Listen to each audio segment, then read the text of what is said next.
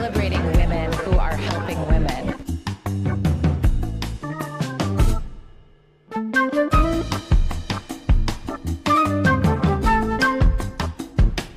There's a really great energy here.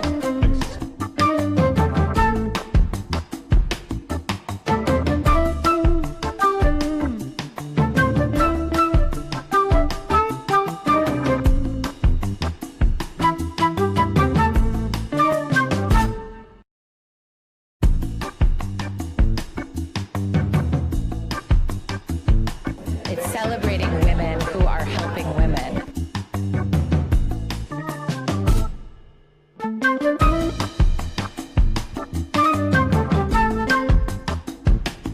There's a really great energy here.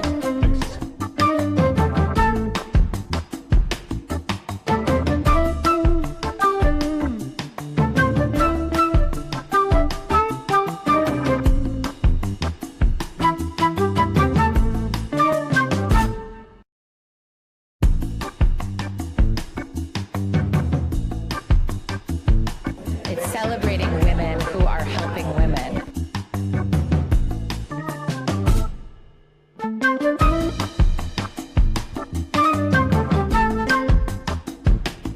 There's a really great energy here.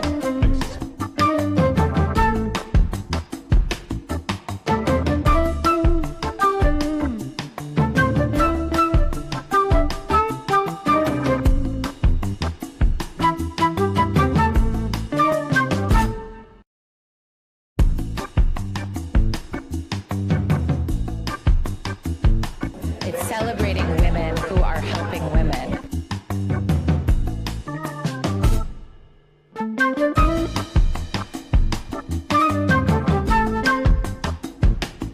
There's a really great energy here.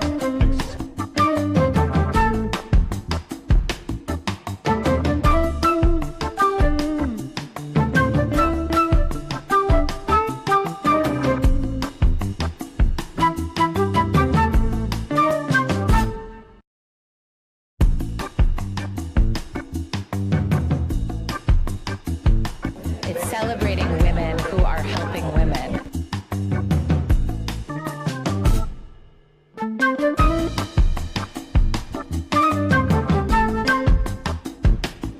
There's a really great energy here.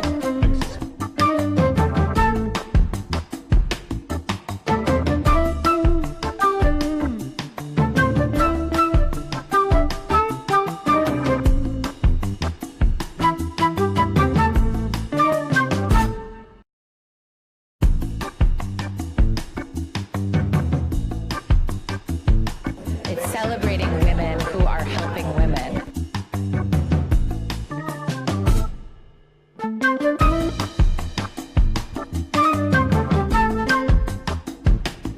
There's a really great energy here.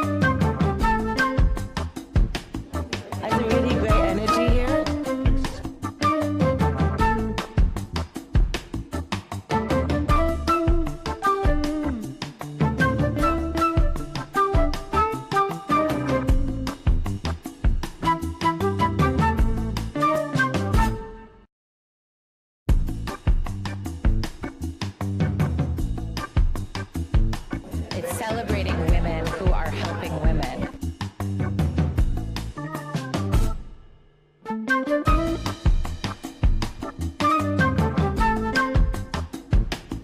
There's a really great energy here.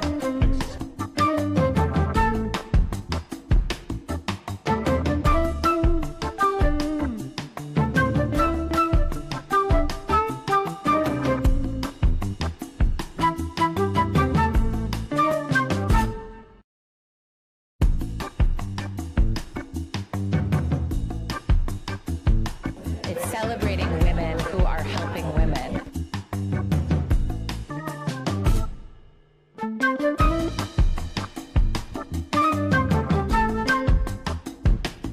There's a really great energy here.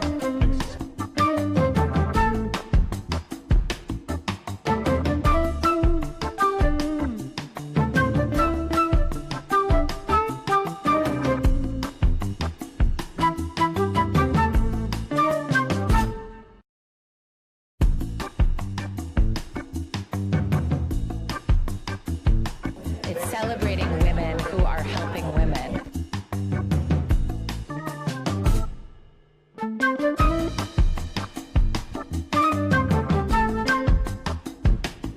There's a really great energy here.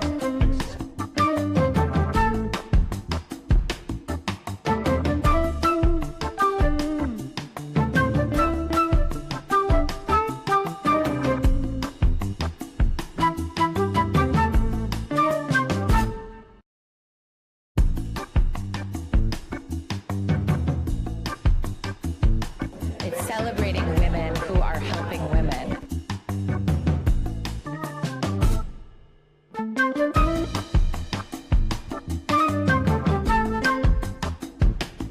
There's a really great energy here.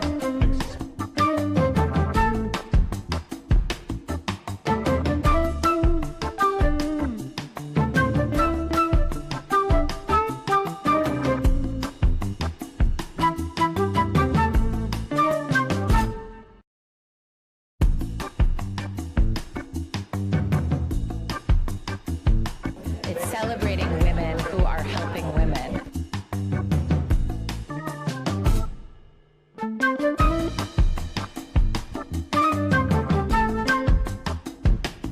There's a really great energy here.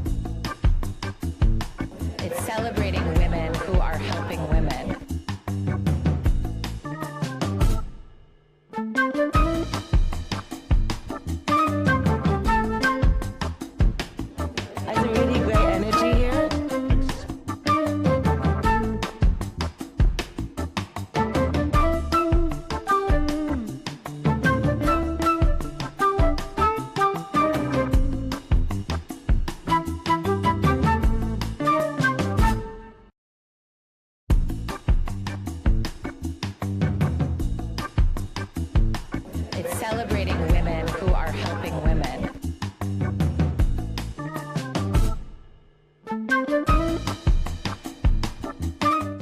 And songwriter, Leona Lewis.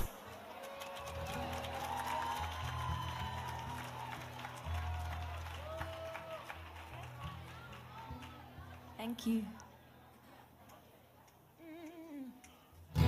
Keep bleeding, keep bleeding, keep bleeding, keep bleeding, keep bleeding, keep bleeding, love. Closed off from love, I didn't need the pain. Once or twice was enough, and it was all in vain. Time starts to pass before you know it, you're frozen. But nothing's greater than the risk that comes with your embrace. And in this world, the loneliness is in face. Yet everyone around me thinks I'm going crazy. Maybe. Oh, but I don't care what they say. I'm in love with you. They try to pull me away, but they don't know the truth. My heart's crippled by the pain. I keep on closing. You cut me open and I keep bleeding, keep bleeding, love. I keep bleeding, keep bleeding, love. Keep bleeding, keep bleeding, love. You cut me open.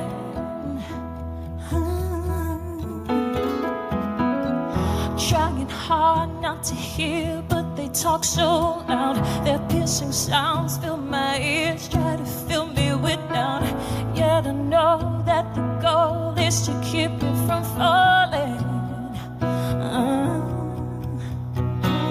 But nothing's greater than the risk that comes with your embrace. And in this world, the loneliness is in face. Yet everyone around me thinks I'm going crazy. Maybe. Oh, but I don't care what they say.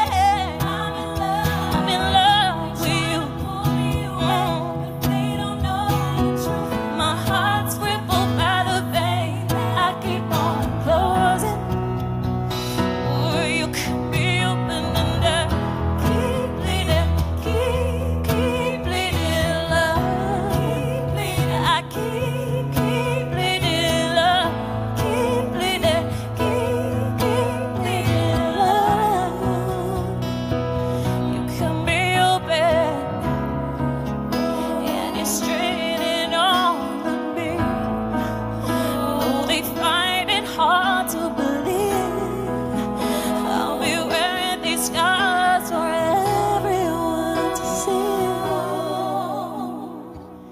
I don't care what they say. I'm in love with you. My heart's crippled by the vein. I keep on closing. Oh, you cut me open and I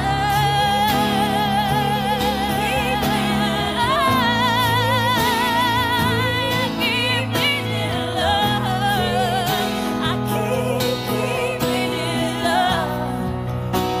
Oh, you cut me open and I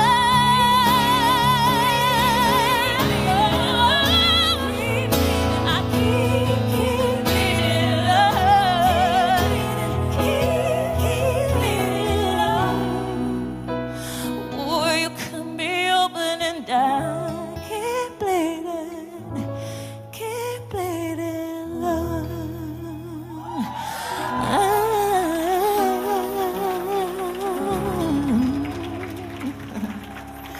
Thank you.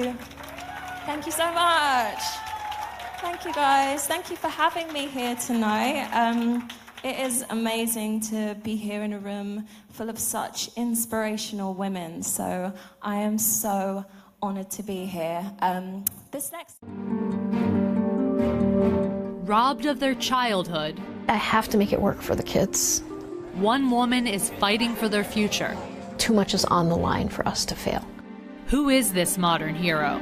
My name is Luma Mufleh, and this is my story.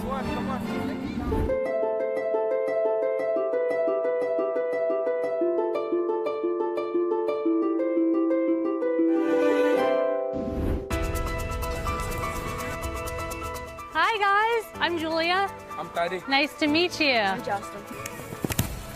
At first glance, this might look like your typical soccer practice. But this team is anything but ordinary.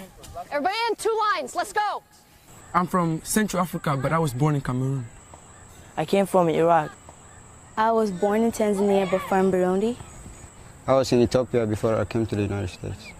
Meet the Fujis, a unique soccer team made up of child refugees from war-torn countries. 2, 3, go Fujis! And came to America for a better life. This is their coach, Luma Mufleh, who is all too familiar with the refugee experience. Born in 1975 in Amman, Jordan, Luma grew up in a privileged household with a haunted past. My grandparents fled Syria during the first Assad regime in 1964. My grandmother packed up a car with her 5 children. She was 3 months pregnant with her daughter and drove to neighboring Jordan. Luma's grandfather escaped soon after, but not before he was tortured and his factories were seized. My mother was 16 when that happened, and my mother to this day won't share what that story was like. Why do you think that is? I don't know if it's shame. Being a refugee or being forced to flee your home, a lot of people that have gone through that journey feel it's their fault or that's not something to be proud of. And so they don't want to identify as a refugee. And I've seen it with our kids. I came in 2007 around the age of 4 and 5 because of war. Some kids have seen their mothers get raped. Fathers or uncles get shot. One kid saw his grandmother shot right in front of him because she refused to let the rebels take him to be a child soldier. In my country, it's dangerous. They kidnapped my brother, and there was a war. Watching other moms put their babies in the river because they didn't know what the future held, that they were so terrified of what was going to happen. Every refugee has gone through atrocities that we can't imagine. From a young age, the refugee experience is something that Luma was painfully aware of. My grandmother took me to my first refugee camp. And you were young, right? You were only 8 years old? Yes. And those images still stick in my mind. As a kid, you're like, we speak the same language, we're in the same country. How is it that I have this and they don't? And growing up, Luma had quite a bit. Her family rebuilt their lives in Jordan and became self-made millionaires. But despite her financial stability, Luma was deeply struggling with her own reality, a situation that ultimately led her to her own refugee experience. I think people think it's easy to leave your country. But I came to America because I didn't have a choice. It's the death penalty in Jordan if you're gay. So Luma left Jordan to attend Smith College, a small elite liberal arts school in Massachusetts. While there, she embarked on the lengthy process of applying and ultimately receiving political asylum, a feat that gave her the courage to share her true identity to those she loves the most. Is it about that point in time when you decide you want to come out to your family? I was granted asylum a few weeks after graduation, and then I came out to my parents, and I was disowned by my family when I came out to them. What was that whole experience like? You hit rock bottom, you feel alone, you can barely pay the bills. There's like brief moments of desperation. Being gay and Muslim, you feel like you don't belong in either group. The gay community doesn't understand how you can be Muslim, and the Muslim community doesn't understand how you can be gay. With no community of her own and zero in the bank, Luma set off on a journey to find herself and make a living. She worked a series of different jobs, ranging from dishwasher to coach. Then, In 2004, one fateful day in Georgia rerouted the trajectory of her entire life. One day I missed my turn, ended up driving into Clarkston, and I saw these kids outside playing soccer, and it reminded me of home. It reminded me of the way I grew up playing soccer in the streets and with my brothers and cousins, and I wanted to play. Clarkston is one of the few cities where the U.S. government helps to resettle families who have escaped war or persecution. It is now home to people from more than 40 countries, speaking more than 60 languages. And the 6 boys Luma stumbled upon playing soccer were no different. They were from Afghanistan, Sudan, and Liberia. It was incredible. It was like how sports just takes away everything. It didn't matter at that point that I was a woman. It didn't matter that I couldn't speak to all of them in their home language. It was just like, oh, here's a ball, here we have rocks set up as goals, and we're just like playing, and it was fun. All right, it's gonna start with Alan So. Go. The next thing Luma knew, that small game of pickup evolved into a full-blown soccer team of 30 refugee kids from all over the world. It was a little overwhelming. Wow. But it was like really cool to see like the power of a ball. And the power of kids wanting to belong to something and to do something. And why did you want to start a team? Sports is just something that shaped my life. There you go. Thank you. And it wasn't until I met a group of kids playing soccer and forming the Fugees, proving to my family didn't matter anymore because I felt a sense of purpose and I was allowed to reconcile my identities with that experience. With a newfound sense of purpose, Luma was determined to make the Fugees a success. The Fugees became a force to be reckoned with, racking up undefeated seasons and state championships. But Luma noticed a concerning problem off the field that she couldn't ignore. If you are a refugee and you come here, you're age 14, our country puts you in the age-appropriate class, not the level-appropriate class. So 14, you're put in 8th grade, 8th or 9th grade. You're expected to do Shakespeare, do algebra when you don't know the letters of the alphabet and you don't know how to add or multiply. These kids have had disrupted or no formal education whatsoever. It's like you're setting them up for failure from day one. They're going to drop out. When you drop out, there's only a few options. Like, I just don't understand why more people are not outraged by it. And I said, well, if this was my kid, what would I do? I couldn't afford a private school for my entire team, and so I started school with 6 kids. And then the next year was 12, and then every year it just grew. Fugees Academy started in 2007 as an all-boys school and has since grown into a 90-student co-ed institution that includes year-round soccer, after-school tutoring, and is the only one of its kind in the country. With a 90% graduation rate, her success on and off the field comes from tough love. When I get down there, I want the goal set up and the balls and everything ready to go. And a determined staff. How would you describe your style here? I would describe our school as military meets Montessori. We have a lot of structure, a lot of rules. When I interview teachers and staff, you have to have the highest possible standard, not, oh, well, they're poor refugee kids, let's just get someone in the room. No, the highest possible standard.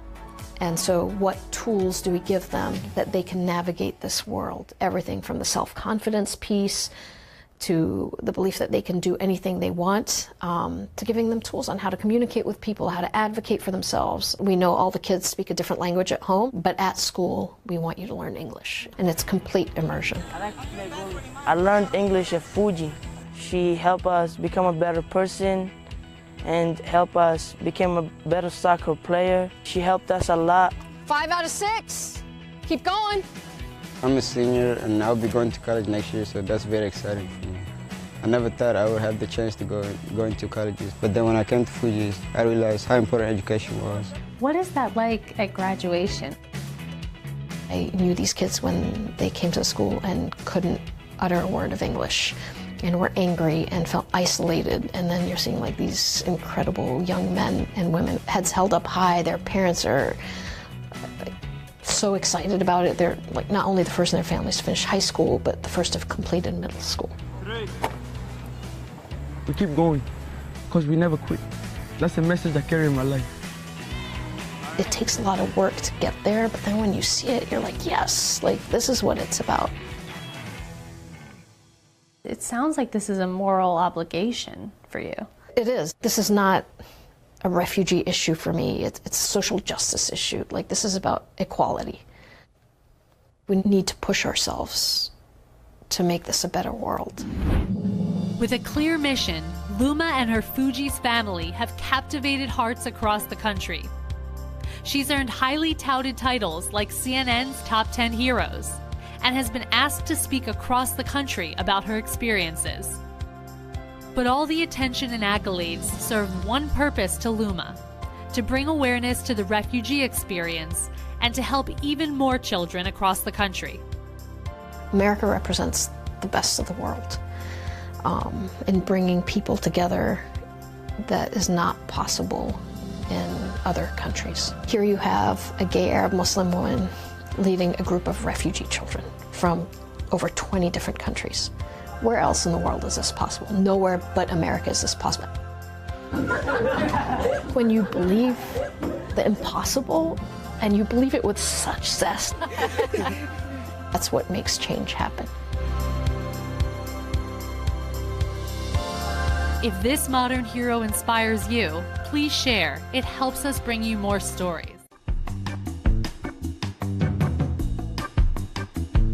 It's celebrating women who are helping women.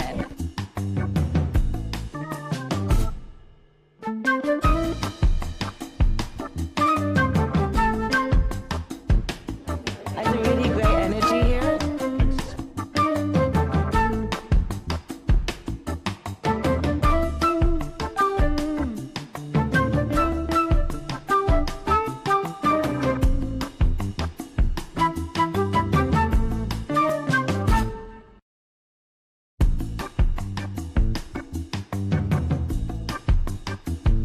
It's celebrating women who are helping women.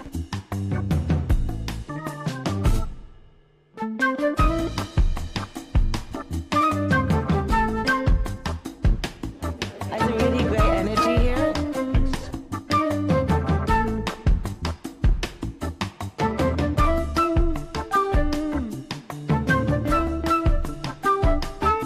Approach with a sense of dread, so you're kind of borrowing trouble from the future before you even get there. You decide that it's gone wrong. You get there and you have a sense of anxiety, and you leave with a sense of regret. And so when you think about these stages, you're not present in any of them, right? Before you go in, you're projecting yourself into a future that's gone wrong. While you're there, you're thinking not about what's happening, but about sort of what you think they think of you.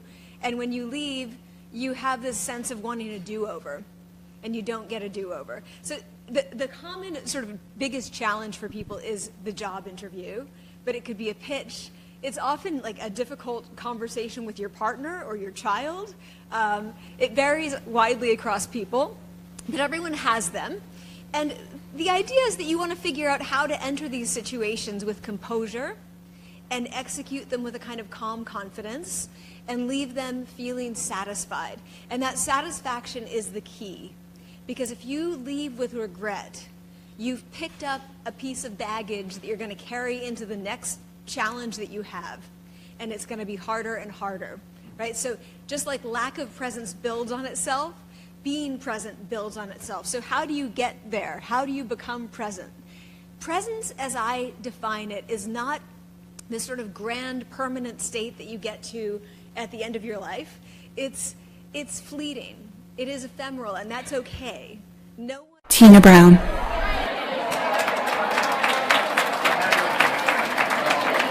Good evening, everybody. Can you hear? Hello? Hello? I love this part. I get to introduce my darling friend, Diane. I'm delighted that we're all here today again, gathered for the great DVF Awards, which have become such an iconic moment in the year. Can you hear me now? I'm going to have to lean over here. Okay, it's a little low for me, but I will just pretend that I'm as good as what I just followed, which is not likely. But I've known Diane was one of my very, very first friends in New York, and I was struck by that when I was culling the material from my diaries to write the Vanity Fair diaries, and Diane just keeps cropping up. There she always is, as this wonderful, glamorous, fascinating, witty, occasionally making great laconic comments that I come back and write in my diary. She's always been this woman I admired so tremendously for her warmth and her wit and her sophistication and her generosity. She's just always been one of those women one wanted to be, is all I can say. So I could not be more delighted to be introducing her now because, you know, today at the summit, Women in the World, where we all were today, she made an interesting point on the panel, as she always does. She always lights up the panel and saves every bit of it. She's so good. And she said that in her own diary, she realizes that she keeps writing the sentence, I'm at a turning point, I'm at a turning point, I'm at a turning point. She's always at a turning point. But she always has been at a turning point. She's always had this extraordinary gift for knowing the zeitgeist before anybody even feels it, for capturing it, for romanticizing it, dramatizing it, you know, just bringing it to life. She's always had that gift, and she always has been at a turning point. But I think one of the big turning points she has made in latter years, since I really partnered up with her so much for this whole Women in the World experience, has been that she joined the board of Vital Voices, which is a wonderful organization that mentors and finds women in emerging leaders, and really has been an amazing board member at Vital Voices. And she's really immersed herself now in her work in empowering women. And you know, her work has always been really about empowering women, just as her iconic wrap dress was this statement of insouciant independence and free spirit. It was far more than a dress. It was a statement of a kind of woman and a life that every woman wanted to lead. And so it is indeed, with her work now, which is about empowering women in a way to be their full selves, which is what she has always been, thanks to her ability to follow her own creativity and her wonderful love story with Barry Diller and her ability to be a mum and a grandmother and all of the roles that she has fulfilled, daughter to her extraordinary mother, who has been one of her great inspirations. So her work, though, for women, I think, has been a very fulfilling another turning point in her life. She has started these awards, which have rewarded so many of these remarkable and heroic women all over the world. Her generosity of the gift she brings to these women is something that empowers and changes them in every way, brings a spotlight to their work, brings a seriousness and a gravitas to what they're doing. And I think that the awards tonight are going to show the range of her remarkable philanthropy and her care and her curation and her support of all of the women you're going to see tonight. So I want to introduce now my beloved friend Diane, a great, great woman, a woman who has your back at all times, my sister, my friend, DVF.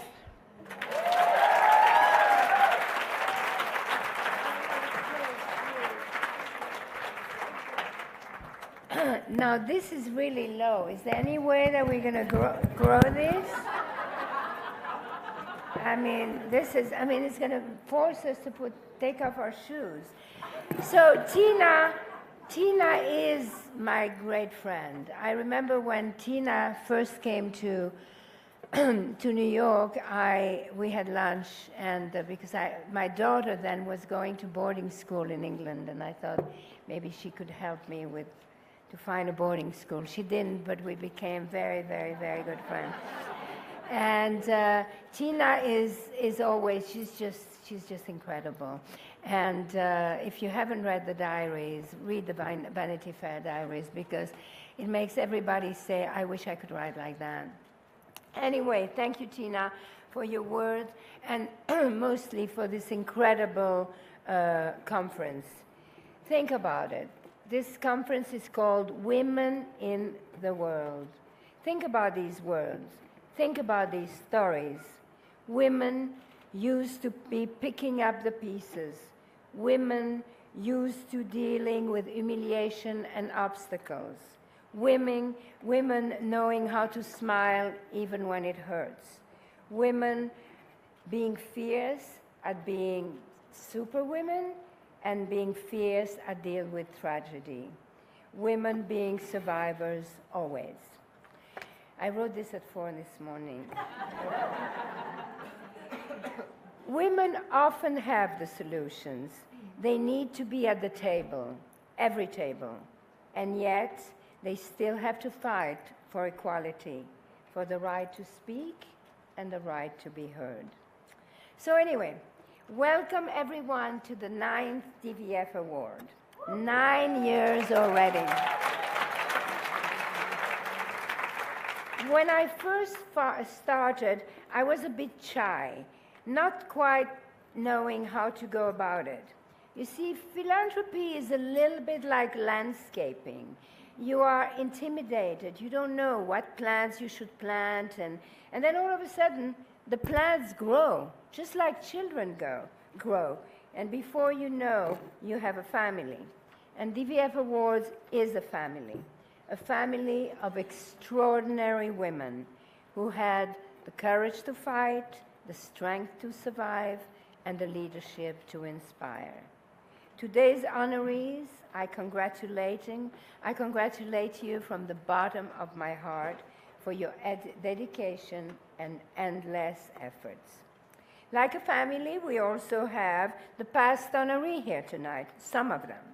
Louise, Adesha, Veronica, Tommy, Shushu, Sunita, and of course, Gloria. I want to thank my husband, Barry, for always being there, my children, Alex and Tatiana, for all of you to encourage me to do this and allowing our family foundation to create the DVF Award. Thank you. I want to do a special welcome to my 2 granddaughters, Antonia and Talita, who are here tonight. You are the future, girls. You are the future. And I also want to salute, since we're talking about the future, Delaney. Are you here, Delaney? Delaney, she here? Right here. She's one of the Stoneman Douglas School. She's one of those girls who's going to change the world.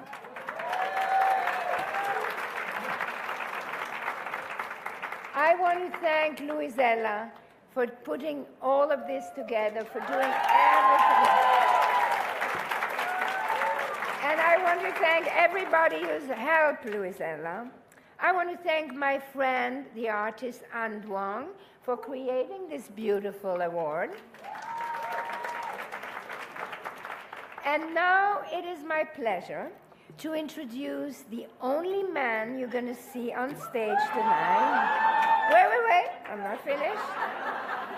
And he's here because tonight we are honoring his sister, who I love so much, who became a hero because you were kidnapped at age 16.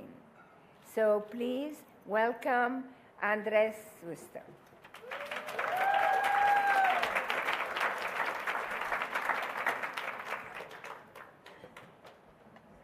Let's try this. Good evening. Such a beautiful event. I'd like to start by thanking Diane and the Diane Von Furstenberg Family Foundation for supporting the extraordinary women we're honoring today. I'm humbled to have an even small part in this celebration. When Ariela, my sister, asked me to be her presenter, I tried to say no. I had no idea really what I would say in front of this audience. But Aria is my big sister, so you know, big sisters have a way of getting their way. Truth is, Ariela knew the best way for you to learn about her story was for me to tell our story. Now, I'm a management consultant by trade, so typically when I speak in front of an audience, I speak from the head, not from the heart. So I ask that you please bear with me as I try to share a very personal story. Adia and I grew up in El Salvador during our country's civil war. Our parents did everything to shelter us from the violence, which for the most part meant that we lived behind closed walls, and we were surrounded constantly by security personnel. We were just kids at that time, so it all just felt normal. That walled garden was our entire world, and those security men were our friends. They played with us and told us stories about life outside those walls. In 1989, military forces who opposed the peace negotiations that my father was involved in attacked our home, killing our friends and shattering the illusion of our walled garden. This was the first time Adia and I experienced the pain and suffering caused by war. In total, over 80,000 people were killed during our civil war. Thousands were disappeared, and millions were forced to migrate. But even after the war ended in 1992, the violence continued. The ex-guerrillas launched a wave of kidnappings to help finance their operations. And in September of 1995, at the age of 15, I was kidnapped at gunpoint on my way to school. For an entire year, I was held in an underground cell with my eyes covered and my hands tied. I had no access to the outside world. Now, kidnappings are terrible crimes. There's, I think, nothing more maddening than losing your freedom, being taken away from your loved ones, and fearing for your life every day. But I think that as horrible as my experience was, I've always believed that the suffering was much worse for my family. For an entire year, they had to live with the nightmarish uncertainty of the situation and the constant threats on my life from my kidnappers. In many ways, Ariela's freedom was also taken away. She was rarely allowed outside the house. She feared the kidnappers would come back and get her and my younger brother, Isaac. But mostly, she feared she would never be able to meet me again. She was angry, she was sad, she was confused. She constantly asked herself, why? Why is this happening to us? During my kidnapping, Ariela graduated from high school and moved to the US to attend college. She had a very difficult time leaving her family behind. She felt guilty, but her parents insisted that she focus on her studies because they knew that education was the key to a better life. When I was finally released from captivity, my family and I came to the US to visit Ariela. We needed time together to start healing and start figuring out how to move on with our lives. Over the years, we've learned how to cope. Together, we've learned how to forgive, how to turn fear into courage, how to turn our anger into compassion. And Ariela, in particular, learned how to turn all this adversity into a force for change.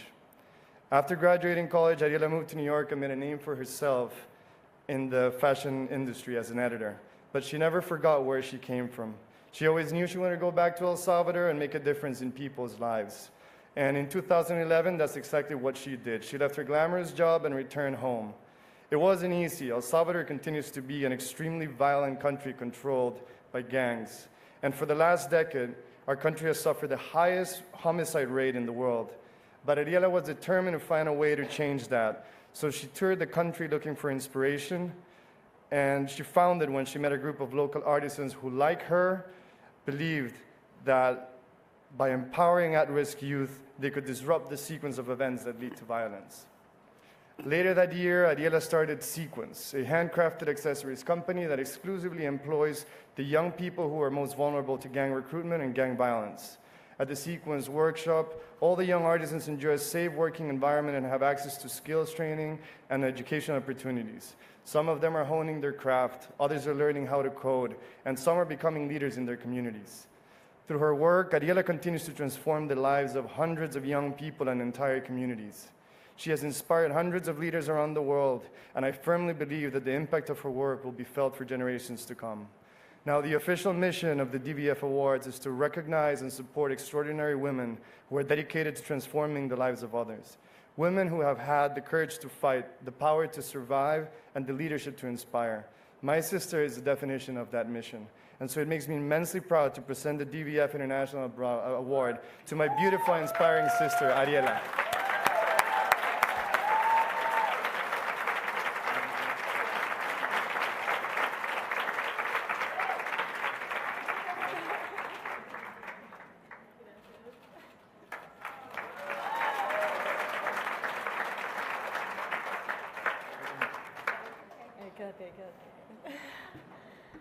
Oh my God.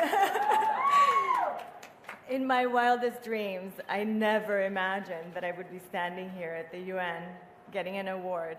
This award is not just for me. It's for you and for my little brother who's sitting behind, Isaac, and my mom and my aunt, my dad who's watching, and my whole Latin family.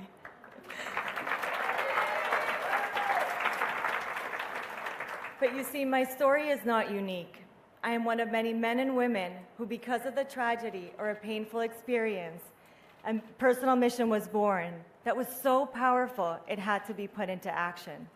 I am not unique in wanting to break the cycle of violence and in wanting to make a difference, but I know to my core that I have a role in this world and that this experience didn't define my family. and that the word victim didn't suit as a word to describe my brother. I have found a place, a role, in the most violent, dangerous places in my country, in places where men and women, because of the lack of opportunities, choose the path of violence. You see, for me, I had opportunities, and thanks to the support in my family, I was able to succeed. My parents worked really hard to give me the opportunity for me to come here to the United States. And later, I started a career in fashion. But I always knew that one day I would go back to El Salvador and figure out a way to disrupt the cycle of violence, to provide employment for young men and women so that they could have a choice. I am proof that you can use business, and for me, fashion, to address an issue that is affecting the world today. See, the way I saw it first was, how am I going to convince young men to come make bracelets and necklaces and, and be inspired by a mood board? I know. You know, in a male-dominated society, I just didn't think that was a choice. But I simply used fashion as a vehicle to communicate my mission and provide opportunities for employment so that personal and professional transformation could happen. These men provided the trainings, created beautiful products, so beautiful that they were featured in the DVF runway show and are now all across the stores in the US. Thank you. The feeling these young men felt when they saw their pieces on the runway was amazing, but it went far beyond a feeling. It was reflected in the impact that it had in their family, in their community, and in our country. But I wouldn't be standing here if it wasn't for people who believed in me. People like Elise Nelson and Vital Voices, an organization that catalyzes the impact of women around the world, gave me the amazing honor last year to share my story in front of really influential people. And one of those people was Diane. I honestly could have given my whole entire speech on what meeting Diane has meant to me and how much it has changed my life and how humbled I feel every time I walk into your office. Because I honestly know that I have the coolest, most badass mentor. Gracias, Diane, de todo corazón, por todo. And thank you to the beautiful DVF team and Luisela. You have all made me feel part of the DVF family. Gracias.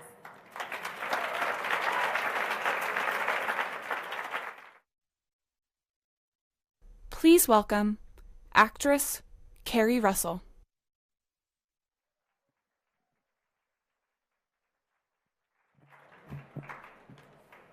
Thanks. I can lean down. I'm gonna put it up here.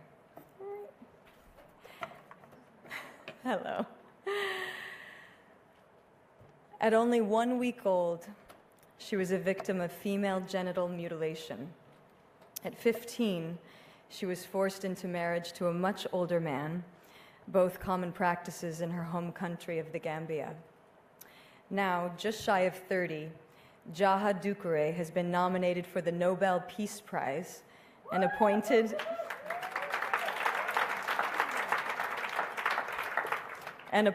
a UN Women Goodwill Ambassador. It's an extraordinary trajectory for an extraordinary woman, a woman who has made it her mission to end female genital mutilation and child marriage, a woman who has refused to be a victim and resolved to fight for what is right. That fight has taken many forms. In 2013, Jaha founded Safe Hands for Girls, an NGO that provides support to African women and girls who have survived FGM, a harmful practice with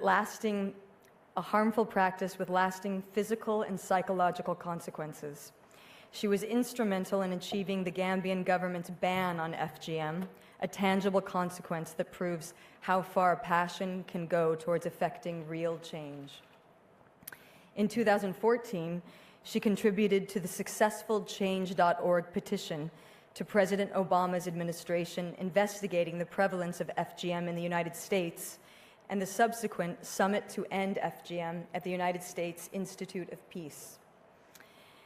In 2017, Jaha continued to break the silence surrounding FGM with the breathtaking documentary film Jaha's Promise, which tackles the issue head-on, shedding light on the darkest of places.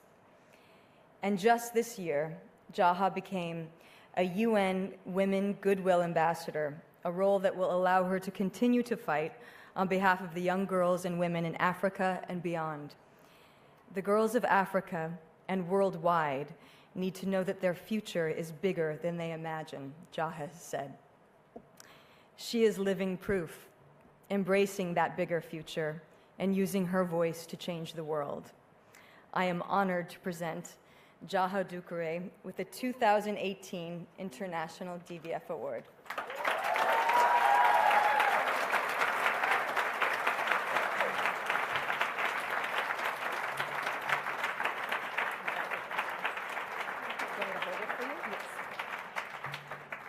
Thank you for that introduction. Today was my first time meeting Diane, and I have to say that I agree with everything Ariella said about her. I am very, very humbled and grateful to be in your presence. Your humor and the way that you welcomed me and made me feel about this event, because I was very, very nervous. So thank you for this opportunity, and thank you to the Foundation for also creating this award. I also want to say thank you to my UN Women family for coming here to to support and cheer me on. I wrote a speech, but I totally forgot what I wrote. But I just want to say that young women like me don't ever make it this far. A lot of times we end up being footnotes on research papers and people talk about us, but rarely do we get to be part of the change in our communities. People are always comfortable importing solutions into our communities, but they never want to see us as change agents. A lot of times they want to point fingers at us and call us victims. When I started this work, I lost a lot of friends.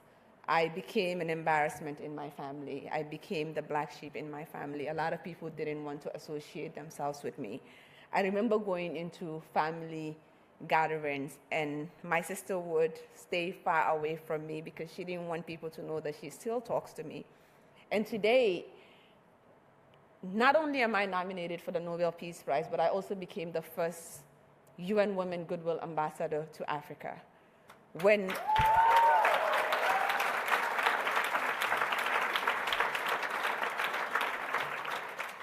When we talk about goodwill ambassadors, we think about Angelina Jolie, we think about Emma Watson, George Clooney. It's never people like me.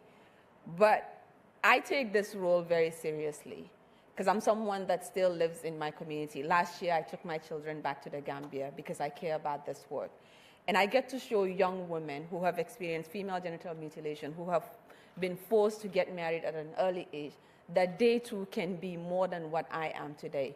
Globally, there are 200 million women who are living with the consequences of female genital mutilation. 600 million girls have been forced to marry at an age that they don't want to be. And we have a moral responsibility to make sure that these practices end. A lot of times in the global West, we talk about women's issues, but these are not issues that are on our radar. But all of us have a role to make sure that FGM ends, and it is possible that it will end. So I urge all of you, my last message is a call of action. There's a lot of amazing women that are in this room that have so many resources. This is one issue that we can make sure ends in our lifetime. Foot binding ended in China in 10 years. And if all of us come together, this can end too. So thank you.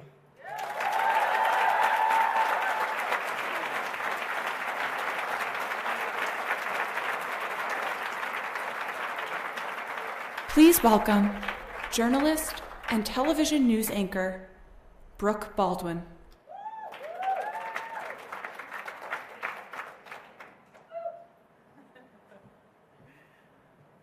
Hi, everyone. Highlight of my week happening right now, easily. DVF, I love you. Thank you for having me. And let me just say, despite what you might have heard, the truth is alive and well and has never been more vital right now. And I just want to introduce, before I introduce the woman we're about to give an award to, a couple of extraordinary women who've all been nominated, who are all these truth seekers who've been nominated for the People's Choice DVF Award. So this is chosen by popular vote, so I want all of you ladies to stand. Erin Cutrero is founder and CEO of She Should Run. Have you heard about all the women running this year? She Should Run is a leading nonpartisan organization working to increase the number of women running for office in the United States. So thank you. Also with us tonight, Laura Hackney and Jessica Hubley are co-founders of Annie Cannons, a non-governmental organization working to transform survivors of human trafficking into software professionals to sustain a lifetime free of exploitation. So thank you. Also here tonight, Georgie Smith is a founder of A Sense of Home, a nonprofit organization dedicated to creating homes, community, and a new beginning for foster youth after exiting the foster care system. So all of you ladies, one more time, stand up for me. Erin, Laura, and Jessica, all here tonight. Thank you so much, and congratulations. And now, our next honoree knows something intimately about the refugee experience. Reading about her story, and especially just covering the news as we do every day at CNN and everything happening overseas in Syria, this is so entirely relevant. Her grandmother fled Syria under the first Assad regime, 3 months pregnant, with 5 children in tow. Her grandfather followed a few months later after his brothers were tortured and his factory seized by the government. The couple would go on to build a successful life in nearby Jordan, but they never forgot that experience, nor did they want their granddaughter to forget either. Luma Mafla was only 8 years of age when her grandmother took her, for this key experience, to a refugee camp. And the grandmother said, "I want you to go play with other kids," who felt sorry for the kids because, unlike their family, they were poor, they were refugee kids. Luma was thinking, well, what do I have in common with these young boys and girls? And the grandmother said, "Do not feel sorry for them, believe in them." Belief. That comes back in a moment. Fast forward a decade later, Luma had come to the United States. She graduated from the prestigious Smith College. She has had to make the difficult choice to accept political asylum from her home country of Jordan. So it was essentially watching her TED Talk. It's this choice between home and survival. She had to make the choice because she is gay, and that can still mean a death sentence in some countries as a Muslim. Lost and feeling very alone, Luma wanders, trying to find herself, and one day, being from Georgia, I know all about this program, and it is so phenomenal. One day, she takes a wrong turn into this apartment complex in this town called Clarkston, Georgia. She finds a couple of kids, these refugee kids, and they're out there and they're playing soccer with rocks for goals. And she's a bit of a badass as a soccer player, so she's like, I'll kick it as well. Soccer, it turns out, is the universal language, and it allows a gay Muslim woman from Jordan in Georgia to connect with young refugees from more than 20 countries. They form a team. She's the coach.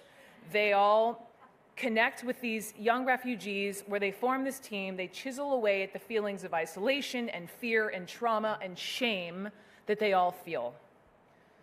That team becomes a school. That school, an after-school program, a summer camp, a community, a place where refugee children can go and learn at their own pace, where they can be understood, where mentors fight to give them opportunity they would otherwise be denied. This is Fuji's Family Incorporated, which has served more than 800 refugee children, and at the center of it all is Coach Luma. A woman who refuses to give up on them, a woman who refuses to feel sorry for them, but instead does what her grandmother told her to do years ago at that refugee camp, which was belief. Believe in them. She believes in them, and in doing so, she inspires others to do the same. Please join me in welcoming Luma Mufla, the recipient of the 2018 People's Choice DVF Award.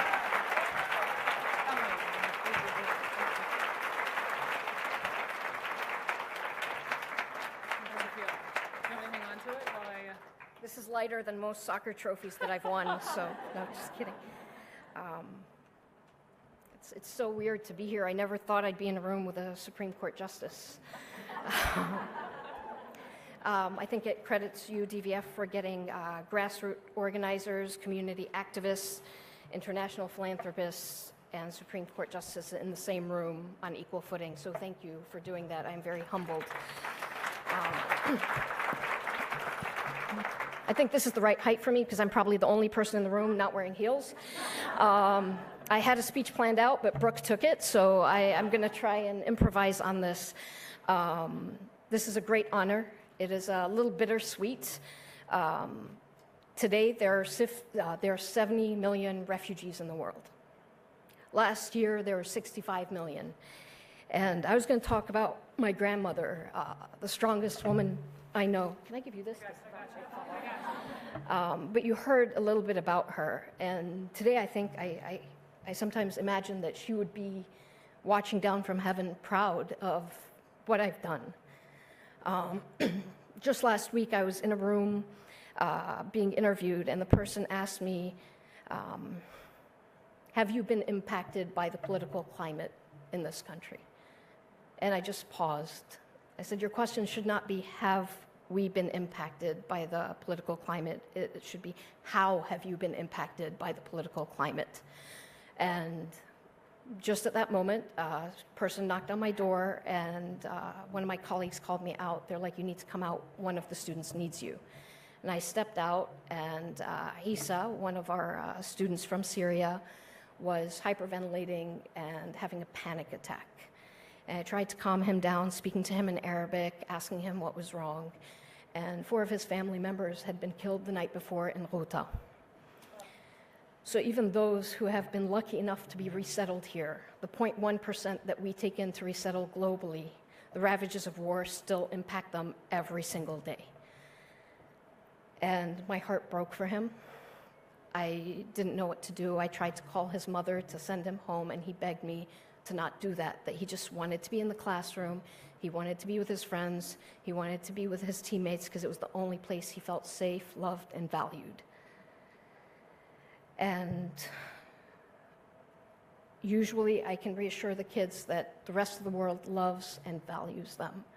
But we are at a point in our history where we have more refugees than we've had since World War II. And I was recently in a discussion with someone, and they said, well, no president, no leaders have ever been able to handle genocide, from the Armenian genocide to the Holocaust to the Rwandan genocide to what's going on to Syria now. And again, I took a pause, and I was like, but that's not right. That we are at a time in history where we can try and put someone on Mars, where we can order a car from our phone, but yet we cannot protect and take care of each other. And so I think of what my grandmother would be saying right now, that is the world a better place? And I don't know if it is. And I know a lot of you sit in the room and you say 65, 70 million refugees. It will probably be 80 million by next year. The number should not overwhelm you. It should not make you sit back and say, there is nothing I can do. It should fire you up to say, no, we need to stop this because this cannot happen in our lifetime. We should be ashamed of the way we treat refugees. We should be ashamed that we do not treat them with any dignity and respect, and we should do something about it. When I found out I was getting this award, I was a little nervous. I was like, I don't know if I want to be at the United Nations right now, because the United Nations is not doing what they're supposed to do, but neither are we. I always lose where I'm going when someone interrupts. Sorry about that. I'll make you run a lap next time. So I want to end with this. I want to end with a call to action of all of us doing something other than just posting stuff on social media, of supporting grassroots organizations, of mobilizing, of stepping up, and not having pity on refugees, not making them feel ashamed of who they are, but knowing that they are our future. I am probably the only person that has won a popular vote because of refugees. My students galvanized from 22 different countries, emailing and texting their families abroad, asking them to vote for me. And at first I was like, guys, just don't do that. But imagine if each one of them had a vote, if each one of them had a voice, that we wouldn't be in the position that we are now. Thank you.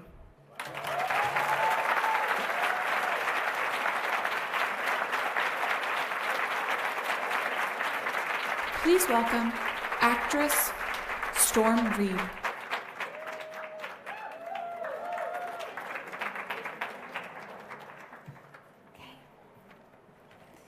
Gotta get down low because I'm a little tall.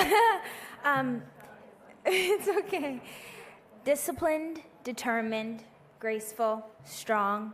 These are just a few words to describe tonight's next honoree, the incomparable Misty Copeland.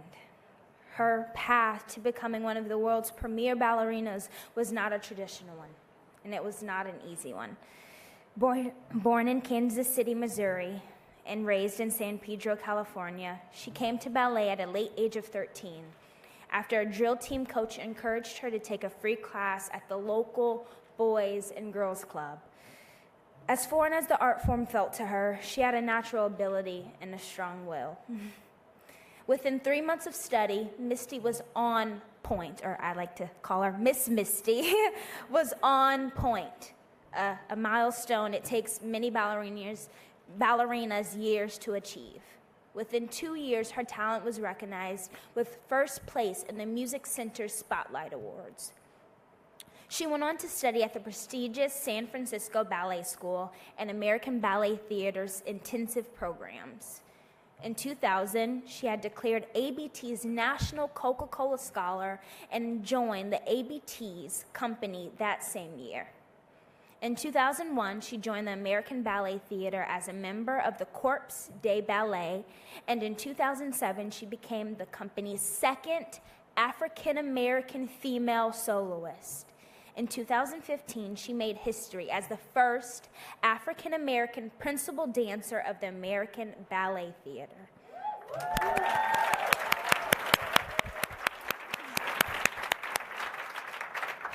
A trailblazer in every sense of the word, Misty has infused classic and contemporary roles with her individual style.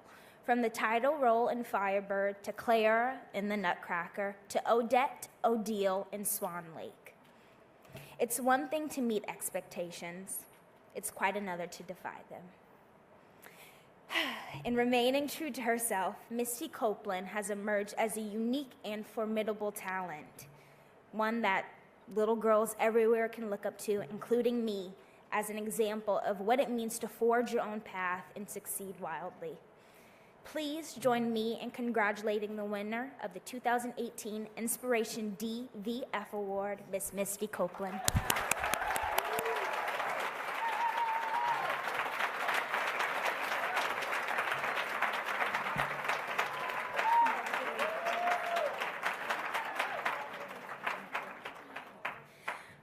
I can't even read this speech that I had planned.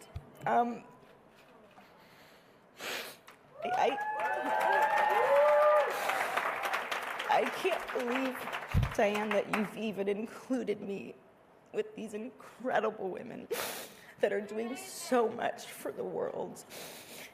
It's just, it seems very light that I'm here right now, but I want to say that I'm so inspired by all of your stories and what you're doing for us.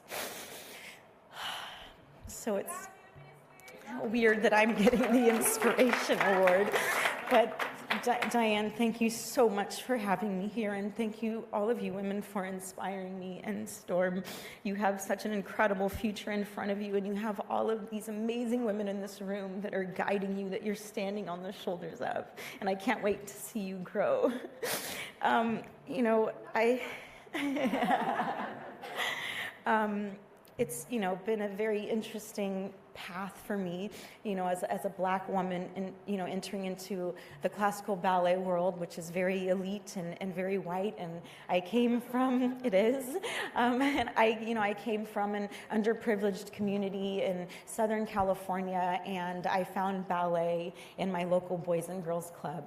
And I wouldn't be here if it weren't for that organization. And it's one of the organizations I'm giving the grant money to, as well as some other incredible ones, Mind Leaps, that works with children, street kids in Rwanda that are illiterate and that don't have homes. And it's introducing them to movement and dance and awakening their cognitive skills, and then entering them into the schools. And they seem to be even more successful than children that are just attending schools from, you know, the age of 5. But one woman that inspired me and really gave me a different purpose than just being a dancer was a woman named Raven Wilkinson, who is an African-American woman who danced at the Ballet Russe de Monte Carlo. I discovered her story by watching a documentary on the company, and to see myself represented in the ballet world in a way that I didn't know existed, it completely changed my view and gave me a different purpose, I think, to be a mentor and an inspiration for other people. But to see this woman, a black woman, dancing with this company in the 1950s and being chased out of the company by the KKK, her life was being threatened because she was a black woman and a black ballerina, and seeing her continue to fight and then to move to Europe and continue dancing, and now she lives a block away from me, and she's in her 80s, and she's like, you know, this incredible mentor in my life. And I just felt like, you know, if she could experience all of this and come out on the other end just appreciating what ballet has given to her, I definitely could make it to where I am. You know, so I'm just so fortunate to have come through the path that I have, and to have been inspired by so many incredible women. And again, thank you so much, Diane, for this opportunity, and congratulations to all of you. And let's keep building each other up as women, and staying strong and being leaders, and inspiring other women. So thank you.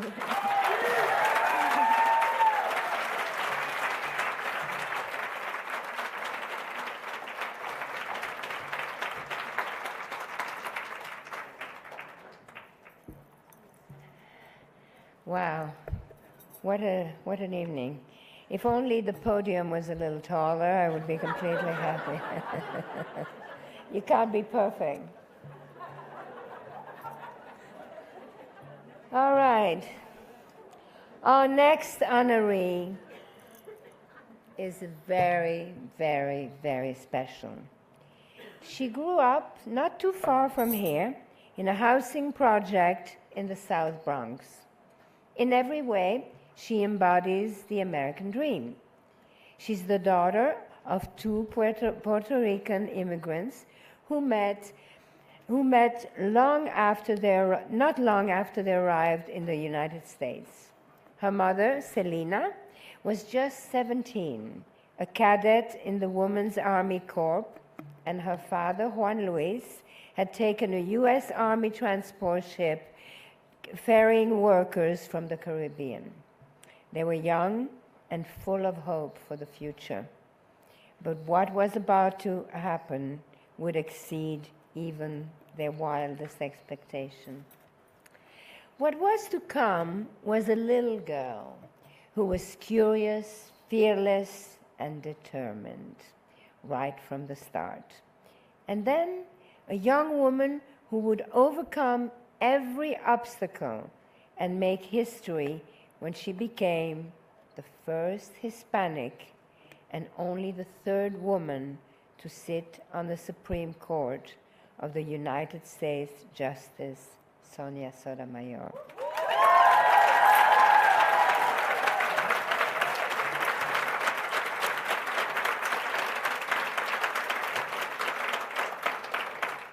She was a young woman who read Nancy Drew and dreamt of becoming a cop until she was diagnosed with diabetes at the age of 8, and doctors told her that would not happen.